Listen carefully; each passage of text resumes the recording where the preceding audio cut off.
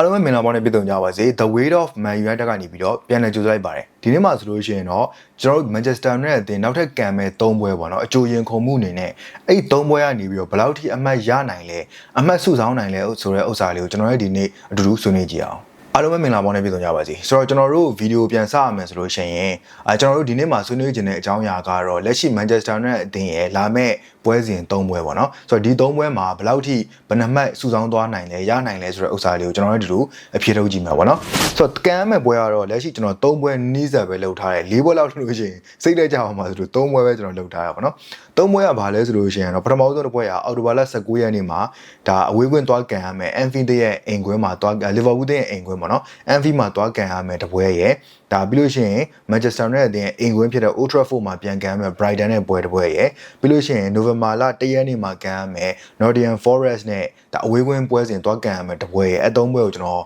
နည်းနည်းသုံးသပ်ကြည့်မယ်ပေါ့နော်ဆိုတော့ဒီဂျားထဲမှာပြောသွားတဲ့ Brighton နဲ့ပွဲစဉ်ကတော့အောက်တိုဘာလ25ရက်နေ့မှာကစားမှာပေါ့နော်တပတ်ချားစီကစားရမယ်ပုံစံမျိုးဖြစ်သွားလိမ့်မယ်ပြီးတော့ဒီဂျားထဲမှာကျွန်တော် rumor လေးတွေကြားနေရလေးရောရှိရဲအဲ့ဒါဘာလဲဆိုတော့သူတို့ Saudi ဘက်ကိုသွားပြီးတော့လက်ရှိမှာဒီယာဒီမှာကဥရောပပွဲတွေမရှိတဲ့အတွက်အပိုငွေရှာတဲ့အနေနဲ့ Saudi ဘက်မှာသွားပြီးတော့ချစ်ကြည်ရေးပွဲအဲ့လိုပုံစံမျိုးသွားကန်မယ်ဆိုတဲ့သတင်းတွေလည်းကြားရတယ်တကယ် confirm ဖြစ်တယ်ဆိုလို့ကျွန်တော်ပြန်ပြီးတော့တင်ပေးမယ်ပေါ့နော်ဆိုတော့အဲ့သုံးပွဲမှာကြည့်ရမယ်ဆိုရင်ပထမဆုံးပွဲဒီအော်တိုဘာလ19ရက်နေ့ Liverpool ရဲ့အိမ်ကွင်း Anfield မှာသွားကစားရမယ်ပွဲဒီပွဲကတကယ်ကိုမလွယ်တဲ့ပွဲပေါ့နော်ပြီးတော့ United ကလက်ရှိအချိန်မှာအမှတ်ပေးစရာလေးမှာတူတူတန်တန်ရှိတယ်အမှတ်လေးတွေစုဆောင်းနိုင်တယ်လို့ပြောရမယ်အိမ်ကွင်းမှာ3ပွဲဆက်နိုင်တယ်ပြောရမယ် United ရဲ့အဝေးကွင်းကိုတွက်ကြည့်လိုက်အောင်လုံးဝနီရဲတောက်နေတာနဲ့ဒီအမဲတွေဖြစ်နေတာကြီးပဲပေါ့နော်လုံးဝအစိမ်းကိုမရှိဘူးအဲကြောင့်မလို့ United အသင်းရဲ့အဝေးကွင်းလက်ရှိစွမ်းဆောင်ရည်ကတော်တော်လေးကျဆင်းနေတယ်လို့ပြောလို့ရတယ်အဲကြောင့်မလို့လီဗာပူးနဲ့ပွဲစဉ်မှာကျွန်တော်ကတော့တော်တော်လေးတော့စိုးရိမ်မိတာတော့အမှန်ပဲပေါ့နော်ဘာဖြစ်လို့ဆိုတော့လက်ရှိပြဖောင်လေးတစ်ခုရလာပြီအိမ်ကွင်းမှာလည်းနေ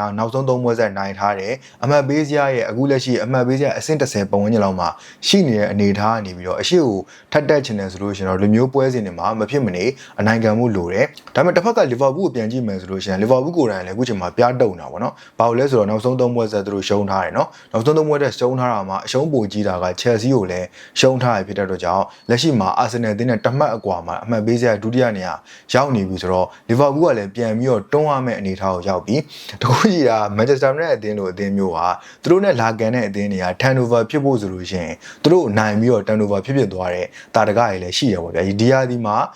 ဒါနီနီဆက်ပြောရမယ်ဆိုလို့ရှိရင်တော့ Manchester City ပေါ့နော် Man City ဆိုလို့ရှိရင် United ကိုနိုင်သွားပြီးကြတဲ့ကတောက်လျှောက်နောက်ပိုင်းပွဲစဉ်မှာရလက်တွေပြန်ကောင်းပြီးတော့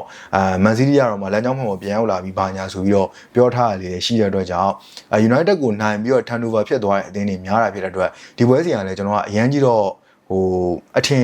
်မကြီးဘူးပေါ့နော်တိတ်မကြီးဘူးလို့ပဲပြောရမှာပေါ့ဒီပွဲစဉ်ကိုကျွန်တော်စိတ်ထဲကလက်ရှိဖြစ်ပြနေတဲ့ပုံတိုင်းဆိုလို့ရှိရင်တော့ maybe တရေလောက်ကြာကောင်းကြာနိုင်တယ်ဒါပေမဲ့နိုင်မှုဆိုတော့တော်တော်လေးတော့ခဲရင်းတယ်အနိုင်တော့ကျွန်တော်လီဗာပူးဘက်ကိုပဲပေးထားခြင်းတယ်လို့ကျွန်တော်စပြီးတော့ပြောခြင်းတယ်တခုရှိတာပေါ့နော်နောက်တန်းကပောက်ကလေးကပောက်ချာတွေအရင်တော့ပွဲစဉ်တိုင်းလုံးမယ်ဆိုလို့ရှိရင်တော့လည်းမပြောတတ်ဘူးပေါ့နော်ပြီးတော့ဒုတိယပွဲစဉ်အောက်တိုဘာ25မှာ United အသင်းရဲ့အိမ်ကွင်းမှာကန်မဲ့ Brighton နဲ့ပွဲစဉ်ဒီပွဲစဉ်ကပုံမှန်အားဖြင့်ဆိုလို့ရှိရင် Brighton တို့ Bradford တို့ကျွန်တော်တို့ကတောင်းနိုင်ထားမရှိဘူး။ဟိုကောင်တွေကတော့ကျွန်တော်တို့ငယ်နိုင်ပြန်ဖြစ်နေတာပေါ့နော်။ဒါပေမဲ့ United အသင်းရဲ့နောက်ဆုံးဒီအိမ်ကွင်း3ပွဲဆက်နိုင်ထားတဲ့ result ကြောင့်ဒီပွဲစဉ်ကလည်းမျှော်လင့်ချက်လေးတော့ပြန်ပြီးတော့ရှိလာနိုင်တယ်။ Brighton ဒီယာဒီမှာလည်းခြေစွမ်းက up and down နည်းနည်းလေးများတဲ့အနေအထားလေးမှာတော့ရှိတယ်ပေါ့နော်။အကြောင်းမလို့ဒီပွဲစဉ်ကမျှော်လင့်ပြီးတော့ကန်မယ်ဆိုလို့ရှိရင်တော့ကန်လို့ရတဲ့အနေအထားတစ်ခုမှရှိတယ်။ဘာဖြစ်လို့ဆိုတော့ United အသင်းရဲ့အိမ်ကွင်း Old Trafford မှာဖြစ်နေလို့ပေါ့နော်။အဲဆိုအဲ့ပွဲစဉ်ကိုတော့ကျွန်တော်ကဒါနည်းနည်းခံမှန်းပေးရမယ်ဆိုလို့ရှိရင်တော့တရေသို့မဟုတ် United ကတ်နိုင်ပုံစံမျိုးလေးတော့မျှော်လင့်ခြင်းနဲ့ဒီမှမဟုတ်ဘဲနဲ့သူ့ရဲ့အရင်တော့ဖြစ်နေကြထုံးစံတိုင်းပဲ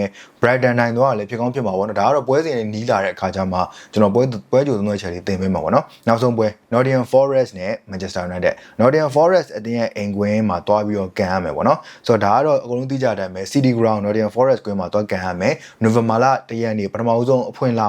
က်မှာကန်ရမှာပေါ့နော်ဆိုတော့Nottingham Forest ကဒီယာဒီမှာတော်တော်လေးအခြေအနေစိုးနေတာဖြစ်တဲ့အတွက်ကျွန်တော်တို့ကမျှော်လင့်လို့အများကြီးရတယ်ဗျာကျွန်တော်တို့ဒါအဝေးကွင်းဖြစ်တယ်လို့ဘာလို့ညာတော့ခဏထားလိုက်အောင် Nottingham Forest ရဲ့လက်ရှိဖြစ်ပြနေတဲ့ခြေစွမ်းသူတို့နီးပြမတည်ငြိမ်မှုတွေဂျားထဲမှာဒီ Ange Postecoglou ကလည်းလုံးဝ Nottingham Forest ကိုဆိုလို့ရှိရင်တော်တော်လေးမဆွဲတင်နိုင်တဲ့အနေအထားမျိုးဖြစ်နေတဲ့အနေအထားမှာတော့မျှော်လင့်ခွင့်တော့ရှိတယ်ဒါပေမဲ့တခုတော့ရှိတယ်အဲ့ဒါဘာလဲဆိုတော့ဒီ Ange နဲ့တွေ့တဲ့အခောက်တိုင်းမှာ Ruben Amorim ပြီးခဲ့တဲ့နှစ်တုန်းကတရားဒီလုံးမနိုင်ခဲ့ဘူးပေါ့နော် Europa League တွေမှာလည်းမနိုင်ဘူး Premier League တွေမှာလည်းမနိုင်ဘူးဆိုတော့ Ange က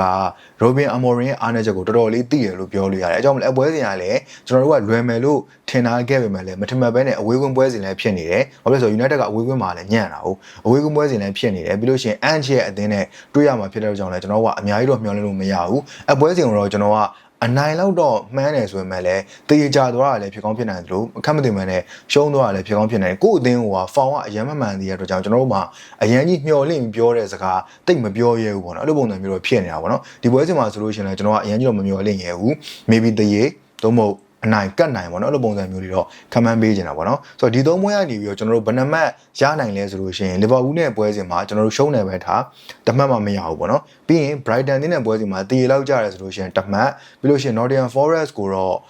maybe တမှတ်သို့မဟုတ်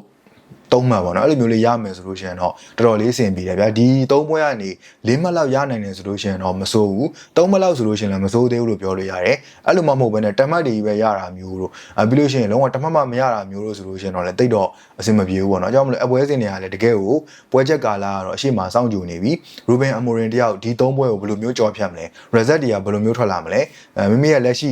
ကြုံတွေ့နေရတဲ့ทีมမျိုးစားကြလေးတို့အောက်က comment ထဲမှာမှတ်ငယ်ပြလို့ရပါတယ်ကျွန်တော်တို့ကတကယ်ပွဲနီးတဲ့ခါကြမှာပဲပွဲကြိုသုံးသပ်ချက်လေးကိုထပ်ပြီးတော့တင်ပေးသွားမှာလည်းဖြစ်ပါတယ်ကျွန်တော်ရဲ့ channel လေးကိုကြားနေတဲ့ဆိုလို့ရှိရင်လည်း like and subscribe like and follow လုပ်ပြီးတော့ကူညီခဲ့လို့ရပါတယ်ကျွန်တော်နောက်ထပ် video တစ်ခုကြာမှာပြန်လည်ဆွေးနွေးရတာပေါ့